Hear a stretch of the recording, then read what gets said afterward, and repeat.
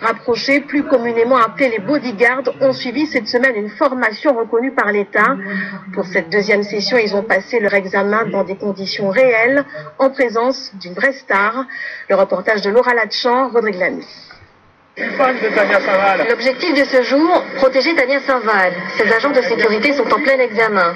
Un exercice effectué dans des conditions réelles pour valider leur formation d'agents de protection rapprochés reconnus par l'État. Au niveau fun, Tania, on peut faire un petit selfie?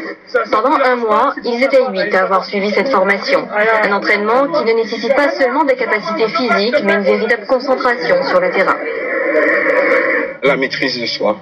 C'est des qualités dominantes que nous, en tout cas, à Bodyguard Academy, qu'on demande pour les agents.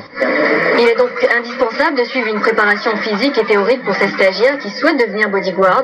C'est le cas d'Arnaud, qui est resté attentif tout au long de l'exercice. C'était un peu compliqué, c'était un peu difficile, mais pour le moment, on essaie de mettre en pratique ce qu'on a appris. Il y a Tania là. Pour ce dernier jour d'examen, où ils ont été évalués, Tania Saint-Val a accepté de jouer le rôle de la personnalité à protéger, moment où elle-même s'est sentie encadrée. En sécurité, oui. Parfois, ça peut être très agréable de pouvoir sortir de l'avion, d'avoir des interviews et de monter sur scène. C'est vrai que de prendre sa voiture, il peut y avoir du trac qui s'ajoute à tout ça. Donc, ça peut être très bien d'avoir des gens qui puissent nous soutenir de temps en temps. Cette formation d'agent de protection rapproché est certifiée au niveau 4, un titre reconnu et réglementé par le ministère de l'Intérieur, ce qui signifie que ces futurs agents de sécurité pourront exercer à l'échelle locale et nationale.